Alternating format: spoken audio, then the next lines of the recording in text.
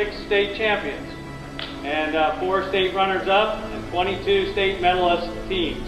4 of his boys' teams in the last 10 years have ended the season in the top 10 in the United States. Overall, his teams have won 37 conference championships, 45 sectionals, 41 regionals, and 10 semi-states. 26 girls and 24 boys have earned all-state cross-country honors, and 79 runners have gone on to compete in college. In track, he's coached 30 state medalists and a nominee for the National Coach of the Year 4 times. He was inducted into the Indiana Track Cross Country Hall of Fame in 2004.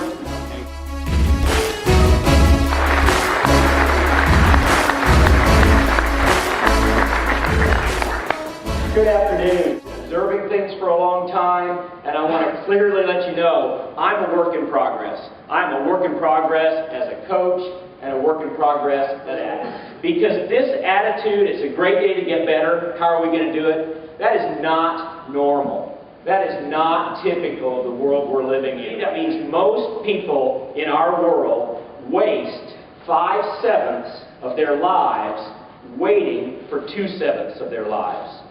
And I think it's very clear that if you intend to seek excellence, you must become a 7/7 person. Cannot be like everybody else around them if you want to seek excellence. In their lives. I'm happy to make you uncomfortable. Being uncomfortable is not a bad thing. This is the road to excellence, we tell our athletes every day, is uncomfortable. That's why you might concentrate on what coaching is really about. Every day in everything we do, we should be asking ourselves 2 questions. One is, where does this show up in competition? Everything we do, drills, strength, core, run-throughs, pop-ups, everything, where does this show up in competition? And then the second thing I'm asking us to think about is, where does today's practice, where does it show up in life? A 6-foot high jump, a 16-minute 5K, a 22-foot long jump, those things in themselves have very little carryover once you move on to real life. What carries over is the process of learning how to pursue excellence. So I'm suggesting it can't just be about achieving excellence in the long jump. It's also got to be about showing those kids what they're learning in the process of pursuing excellence. I have a talk with myself, and I said, you know, if you're in this to win a state championship, it's probably time to be done, because the odds are very much against you ever coaching a state championship team. And so I thought about that for a few days. And then I really thought about, no, the reason I'm in this is because I know what I was like before I had track and cross country in my life. I know what I was like before I had coaches in my life. And I'm in this because I want to be that to other kids. I want them to get out of it what I've been really blessed to get out of it. It was precisely after I realized that that's really not why I'm in it. And I'm okay that I'll never coach a state championship team. You know, since that time, we've won 6 state championships. Can you state your philosophy of coaching and teaching in 2 or 3 very specific? So whatever you believe is your philosophy, make sure it is not only what you say, but also what you live. But I'm saying at the same time, if we want to make a lasting impact, we've got to teach them the skills of excellence in life. They've got. I have never talked to our boys cross-country team to set a goal to win the state championship. No. And here's why. We don't have much control over that. We can control ourselves, but we've got no control of the other 408 teams in Indiana. There are some great coaches. There are great athletes. I hate to set a goal that we can't control. It says, run like a state champion today. And here's what I like to go back to as many times as I can. Every athlete, every step, every day. And in a classroom, every student, every class, every day. Close one, everybody always wants to beat Duke. Right on the last play of the game, Duke was down one, and a freshman went up for a shot, he got fouled. They had a freshman on the line, 2 shots, they were down 1 point. 1 to tie, 2 to win, game was over at that point, so there's nobody else, kid's standing out there by himself. Kid misses both shots. In the next 5 seconds, the crowd goes crazy, the opponent's players are jumping up and down, the Duke kids are kind of shuffling back to the bench. And I watched Mike Krzyzewski, in that few seconds, leave the bench, go right to the free throw line, and look right up at this kid. He was a 6'10" kid. I don't know how tall Coach Krzyzewski is, but he's looking up at him.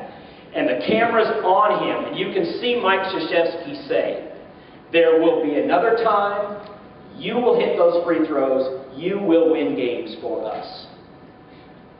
Ooh, I learned so much from that. Immediately went to, how do I make this a learning experience for the future? I will always remember that. The kid's name at the line was Christian Leitner, and he ended up winning a few games for Duke University at his time.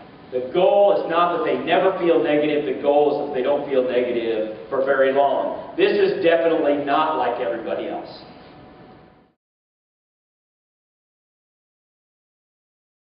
Choices as get to, not have to. For example, they don't say, "Coach, what do we have to run today?" They say, "Coach, what do we get to run today?" Ultimately, you'd like them to get to me say, "Coach, who gets to carry the Gatorade container?" You know, "Coach, who gets to set up the tents?" You know, how much do we get to run for cool down? You know, we try to just get that deep into them that all these, yeah, my eyes got that big. I was standing right by him. And I couldn't jump in fast enough.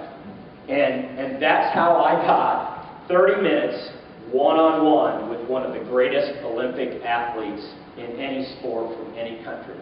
4 consecutive gold medals in the discus out of order. So I'm driving him back here from the airport, and I'm asking him questions, and I'm listening to him, and I'm driving, and I'm trying to write notes on my clipboard. If anybody else did that, it would be like a law against texting or something like that. But I couldn't help it. I had excellence in the car, and I just peppered him for 30 minutes. I'm sure he was scared. You know, one is he said to me, "Goals that take a long time to achieve are far more rewarding than goals that are quickly achieved." Here's the second thing he told me. He said, "My high school discus coach knew nothing about the discus. Nothing. And so I would go out there and I would throw, and we'd watch it land, and he would say, 'Al, good throw. I think you can throw farther.' And he'd throw it again. He'd say, 'Al, good throw. I think you can throw farther.' And this 4-time Olympic champ, you know what he said about that? He said, 'That was as good coaching as I could ever have.' He encouraged me, but he always believed I could do more. It didn't matter if he didn't know anything about the discus. He knew that I could do more, and he always pushed me. The third one is, he had no weight room. He had no way to get stronger. Al Order's dad was a plumber. And you see what he did. He took PVC pipe, Clorox bottles, cement. He built his own weights to lift out of the plumbing supplies. That's what I got. That's excellence. That's people that find a way. Absolutely, sports can build character. But we've got to see that as our mission. We've got to teach it in this day and age, specifically, step by step, and then reinforce it and reward it. Brett knows you've got to be countercultural. You can't be like everybody else, and it's got to be just about every day.